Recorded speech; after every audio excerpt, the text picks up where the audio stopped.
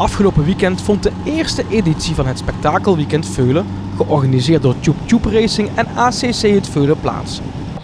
Om 3 uur 's middags gingen de lampen uit voor de eerste manche van de balkenklasse, gevolgd door de kwalificatie voor de nachtrace, waar Jarno Timmermans één van de deelnemers was. Hoe zwaar was het?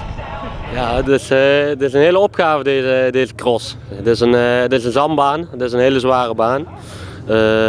Je merkt het wel in de auto's, ze moeten er hard in trekken om vooruit te komen. De bandenkeuze gaat een hele grote rol spelen dadelijk in de nachtcross zelf. Dus het wordt weer even sleutelen om de auto klaar te krijgen.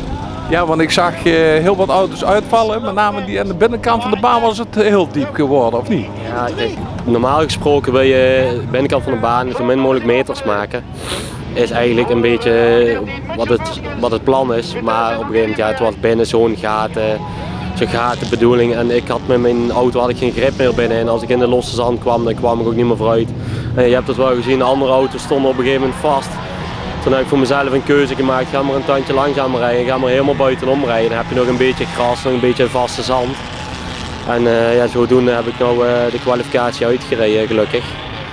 En de rest niet, of verschillende ook niet. Dus de nachtcross die begint om 8 uur, om half 8 hebben we dan de voorstelronde, dan mogen we op het dak met het team. Ook met de andere auto's die meerijden. Dus, en om 8 uur dan mogen we een uur lang stampen. Dus ik hoop dat de auto een uur lang volhoudt. Dat is wel de insteek. En daarvoor zijn we hier om punten te pakken. Want we willen wel meedoen voor het kampioenschap uiteindelijk. En de oranje bolide van Timmermans hield het vol. Van de 70 wagens die aan de start verschenen kwam de nummer 24 als zesde over de meet. Naast coureur was Timmermans ook lid van de organisatie van het evenement, bedoeld om Veulen weer op de kaart te zetten. Klopt. Vroeger hebben we de carjump gehad. Dus helaas moesten we er ook mee stoppen. Toen zijn we overgegaan naar de carpush, of nog door meerdere jaren door de corona niet door kunnen gaan met kermis. De reguliere ACZ-cross, hier in de omgeving van Veulen of IJsselstein is dat wel altijd gebeurd. En nou hebben we dit. We hadden ik denk wel goed 1500 man op afkomen. Dus, en we hebben Keetvis gehad waar elk jaar 1000 man op afkwamen met Veulen. Het dorp leeft er wel in, dat is het belangrijkste. Wordt dit een blijvend gebeuren? Ja, kijk, we hebben het er wel in ons achterhoofd dat we meerdere jaren willen gaan doen. Maar we moeten heel even kijken hoe het dit jaar bevalt, ook vanuit de rijders zelf. Je moet toch zorgen dat je de baan volhoudt en dat iedereen hier wil blijven komen rijden. Dat is het belangrijkste. Maar het is zeker de bedoeling om het meerdere jaren te gaan doen.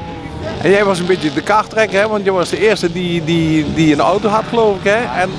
Of de tweede. En daarna volgden er snel meer. Klopt, ja.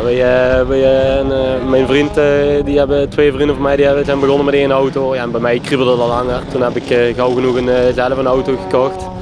Ja, je ziet het wel achter ons. Nou zijn er gelukkig zijn er een paar aan het crossen. Iedereen heeft ondertussen zijn met acht auto's momenteel, welke oranje zijn van ons team. Dus het kriebelt wel bij iedereen. En het is ook mooi, we zijn een groep jonge jongens die willen vooruit. En we willen hebben, het crossen zit allemaal in het bloed. Vroeger begonnen we met een brommertje en een quadje en nu zijn het auto's. Dus, En op de zondag gingen nog eens 165 deelnemers van start tijdens de cross. Zondag hebben we een reguliere wedstrijd van het ACZ cross. En er komt ook een hoop verschillende klassen, hebben ze 8 of 9 verschillende klassen in. En daar komt ook veel publiek op af en veel rijders. We zijn de eerste cross hier in de buurt. Dus misschien komen er ook wel grotere jongens van de NK en van de Masters komen hier misschien wel de auto testen. Dat zou helemaal mooi zijn. Dus we zullen het zien.